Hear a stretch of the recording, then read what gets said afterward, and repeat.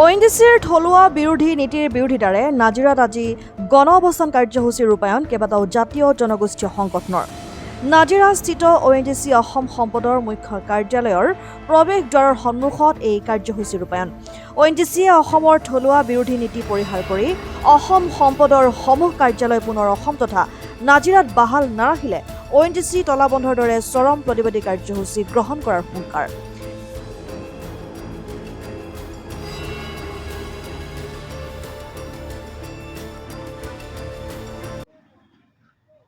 আমি শিৱসাগৰ জিলাৰ বিভিন্ন জাতীয় জনগোষ্ঠীয় সংগঠনে একত্ৰিতভাৱে দীৰ্ঘদিন ধৰি ONGCত চলি থকা কেতবোৰ ইয়াৰ থলুৱা বিৰোধী নীতিৰ বিৰুদ্ধে আমি স্মাৰক পত্ৰ প্ৰদান কৰি আহিছোঁ। কিন্তু অতি পৰিতাপৰ বিষয় যে আমাৰ সংগঠনসমূহৰ বিষয়বিলাক কিন্তু এই মুহূৰ্তলৈকে ONGC কৰ্তৃপক্ষই অকণমানো গুৰুত্ব দিয়া নাই। আমি ONGC কৰ্তৃপক্ষক প্ৰশ্ন কৰিব বিচাৰিছোঁ, কিহৰ বাবে তেখেতসকলে ONGCৰ পৰা আমাৰ শিৱসাগৰৰ পৰা তেখেতসকলৰ গুৰুত্বপূৰ্ণ কাৰ্যালয় ফাইনেন্স ডিপাৰ্টমেণ্টটো, ইয়াৰ পৰা কিহৰ কাৰণে তেওঁলোকে জিঅ'লজি বিভাগটো, কিহৰ কাৰণে কেমেষ্ট্ৰি বিভাগটো, কিহৰ কাৰণে HR বিভাগটো তেখেতসকলে ইয়াৰ পৰা স্থানান্তৰ কৰি লৈ গৈছে।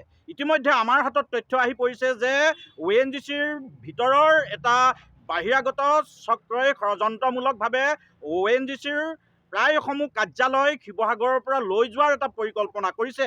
ইয়াৰ উপৰিও ইয়াত চলি থকা কেতবোৰ অসম বিৰোধী নীতি আমি বাৰে বাৰে তেখেতসকলক উনুকিয়াই আছোঁ যে এই নীতিসমূহ তেখেতসকলে পৰিহাৰ কৰিব লাগে।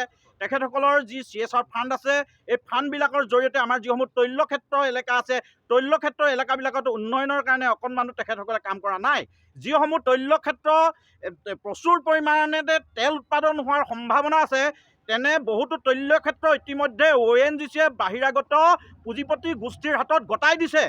আমি আজিৰ প্ৰতিবাদী কাৰ্যসূচী আৰম্ভ কৰিছোঁ। আমি ONGCক আমি সকীয়াই দিছোঁ যে যিসমূহ তৈলক্ষেত্ৰ ইতিমধ্যে পুঁজিপতি গোষ্ঠীক বাহিৰাগত গোষ্ঠীক গতাই দিয়া হৈছে, সেইসমূহ তৈলক্ষেত্ৰত ONGCয়ে নিজৰ ফালৰ পৰা ইয়াতকৈ আধুনিক প্ৰযুক্তি ব্যৱহাৰ কৰি তেখেতসকলে নিজে তেল উৎপাদন কৰিব লাগে। ইয়াৰ উপৰিও ইয়াতে যিসকল থলুৱা নিবনুৱা আছে, প্ৰতিগৰাকী থলুৱা নিবনুৱাই ONGCত কাম কাজ কৰি নিজৰ পৰিয়াল পোহপাল দিয়াৰ সুবিধা পাব লাগিব। কেৱল মাত্ৰ মুষ্টিমেয় কেইগৰাকীমান ব্যক্তিকে ONGCৰ ভিতৰুৱা কাম কাজসমূহত আবণ্টন দি তেখেতসকলক ৰাজআতিথ্য দিবলৈ দিয়া নহ'ব। আমাৰ উঠি অহা প্ৰজন্ম অসমত ইতিমধ্যে বিশেষকৈ শিৱসাগৰ জিলাত বহুতো নিবনুৱা সৃষ্টি হৈছে। এই নিবনুৱাসকলক আগবাঢ়ি যাবৰ কাৰণে ONGCয়ে সুবিধা প্ৰদান কৰিব লাগিব।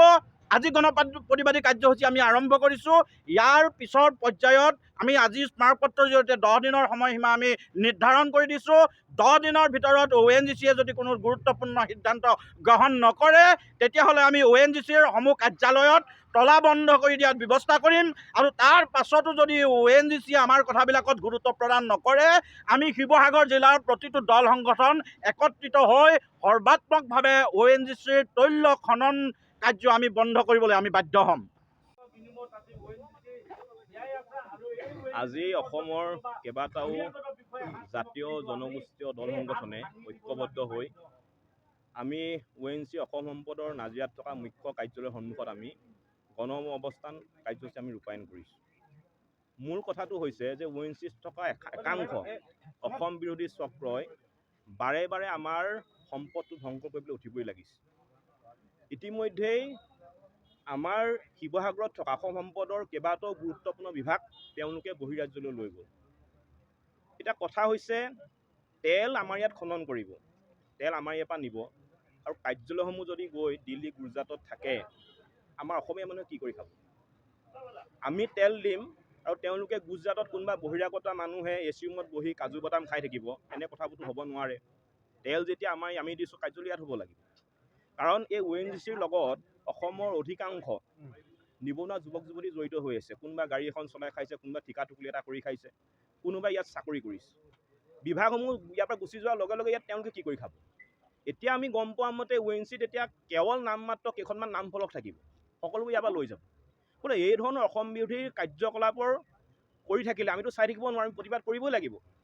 আৰু আমি বিগত সময়ত আপোনালোকে জানে আমি বাৰে বাৰে কৈ আহিছোঁ যে আমাৰ সম্পদসমূহৰ ওপৰত আমাৰ 100% আমাৰ অধিকাৰ থাকিব লাগিব, 100% থলুৱা নিবনুৱা যুৱক যুৱতী নিয়োজিত হ'ব লাগিব। কিন্তু বাৰে বাৰে ইয়াত থকা একাংশ অসম বিৰোধী চক্ৰই আমাৰ অসমৰ স্বাভিমানক অপমান কৰিছে, অসমৰ সম্পদসমূহ লুণ্ঠন কৰিছে। গতিকে এই ধৰণৰ কৰ্মকাণ্ডৰ কাৰণে আমি আজি এই প্ৰতিবাদী কাৰ্যসূচী বহিবলৈ আমি বাধ্য হৈছোঁ। আৰু ইয়াৰ পৰা আমি আৰু এটা কথা স্পষ্ট কৰি দিব বিচাৰিছোঁ, ইয়াতো আমাৰ আৰম্ভণি।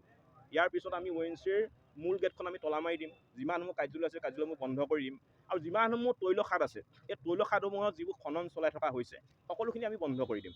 কাৰণ এই ধৰণে আমাৰ অসমীয়াই গৰ্ভৰ পৰা তেল খনন কৰি থাকি আৰু অসমীয়াকে বাৰে বাৰে প্ৰতাৰণা কৰিব, আৰু এই ধৰণৰ কাৰ্যবিলাক আমি চাই থাকিব নোৱাৰোঁ। সেইটো কাৰণে স্পষ্টকৈ কৈছোঁ, যিসমূহ অসম বিৰোধী চক্ৰ আছে তেওঁলোকে এতিয়া আমি সুকীয়া দিছোঁ, তেওঁলোকে চিধা হৈ যাওক।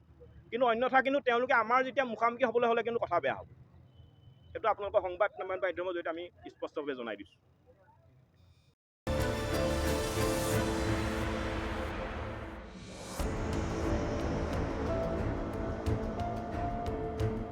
News desk report, democratic Assam.